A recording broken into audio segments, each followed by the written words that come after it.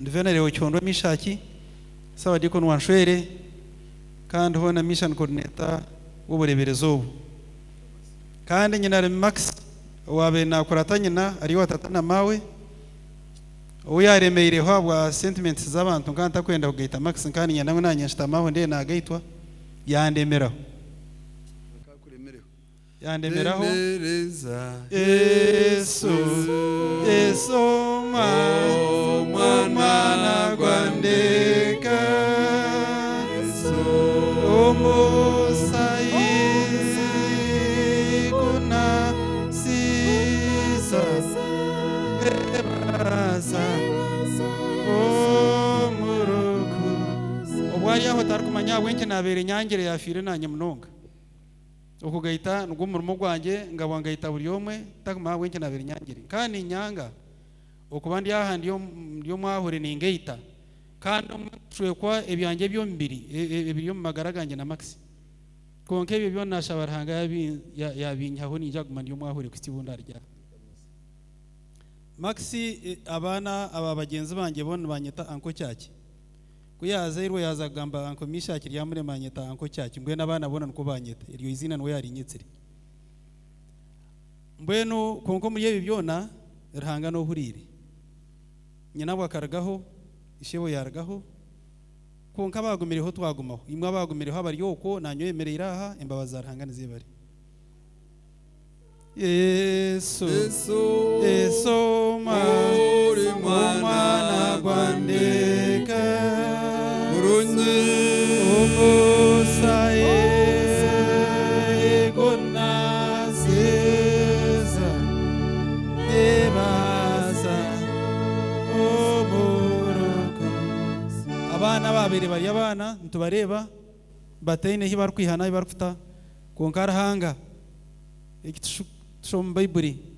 ati nija kwimitsya ihema yari atagukire ninde bazira ningaruka nindiyemereza ndiyemerera ko bunyakare embabaza ranganize bari mbwe ni ihema ryeka ya Solomoni neishenkuru rahanga gumire narubazira mbwe ne riyo ndiyemera bana banje taro kina kubagambira ekirukwingane iki kinaza kubagambira bazane kigambo kigufuna mbwe nahendera dini ubona abura naheza omushorongo gumwe guri Paulo yahandikira abakorinso eshura ebaraha yo kubanza ebaraha ya Paulo yo kubanza nagihandikira abakorinso kiriyo mu ndaganege ensya abakorinso yo kubanza eshura ya kashatu omushorongo gwe 11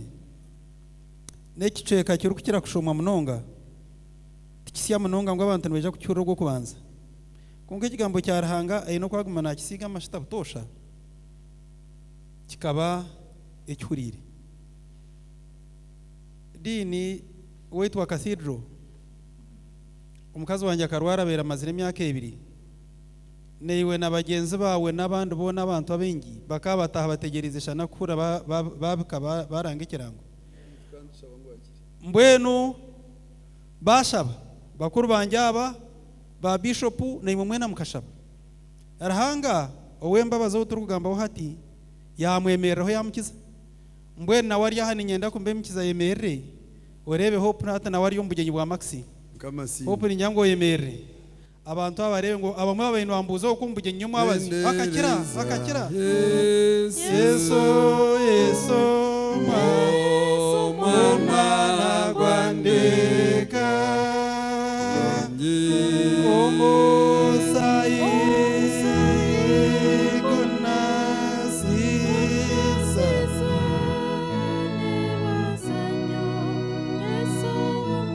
Maxi warahira n'umukazi wawe umbe mwana murahira hahanwe cyo kugira ngo turweire naruturire kugumana inkurinda kukibo kufa kurutanza nyowe omuzere wawe ndicyo kureberaho cyawe hopo gwarwe emyaka 2 mwerwarize nangwa no mwirwaro na hakitanda no muwodo mwine kukiye warigireho akakira ntene kindi arebere cyona nindeba hope wanje nimushabira arahanga kukibwa mutambire icyo nicyo kushabira ngo bene cyo wakwata umukazi wa bene cyo yakwata ngo mushororongo ogu abakorinso yo kubanza ishuri 3 omushororongo 11 wakugutushomera no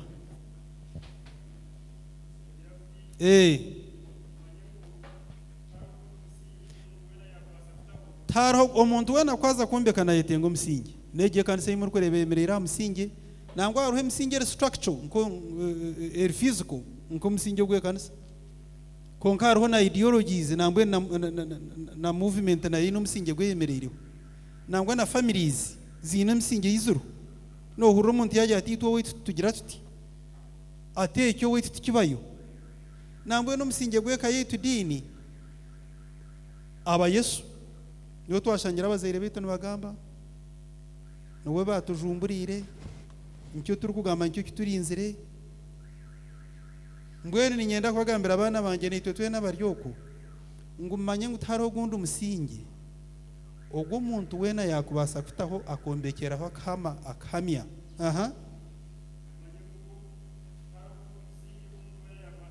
taro gundi umusingi mushomere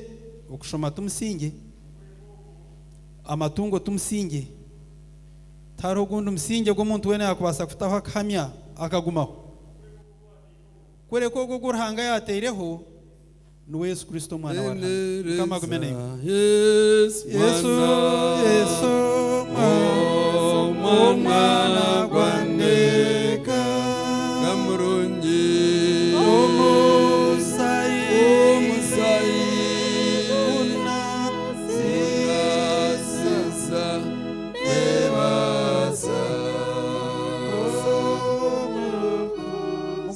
amaju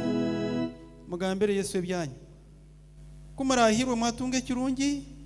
mutariyehurira mukabe excited mu nsomo mutsimba amaju mugire ngo yebare Yesu murumwenka kumurutunga kiri kushekinga ekiri kutegana samunonga mutsimba amaju mukimugambere ekirungi mukisimire rahanga ekigumire mukigambire rahanga mutariyebuza handi ijo umuntu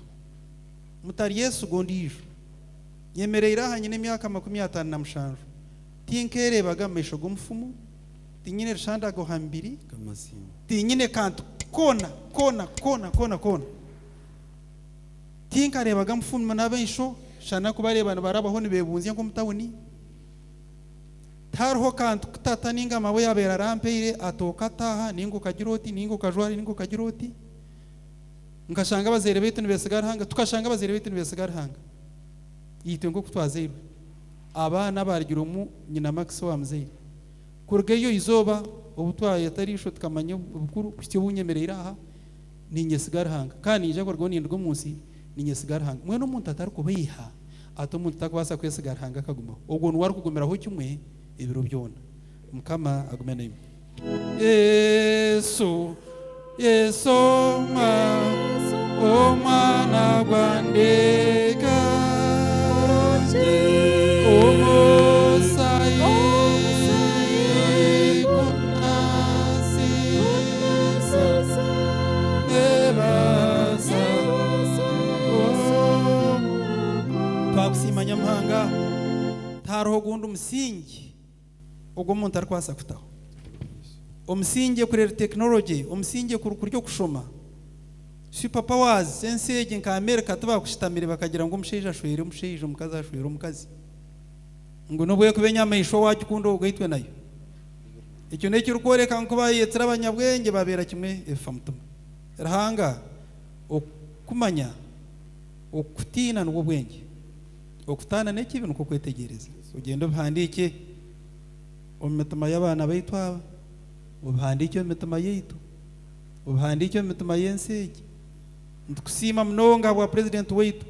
wayemerera amagurije gombe akanga obusiya bwo munso akemerera wenkata kanga tukusima wa parliament yetu ndukusima hawa abantu abemerera makagabo bakaguma bangire ubufire ubutahikire bwona bemerera ambabazawe ogumene ito tugumene iwe orahanga wetu y'abantu bawe twakusima habwa dino atwakira na kasidro yetu kubanungi izina yawe rukwera argument himsuwa iwe Yesu Kristo mkama wetu. Amina.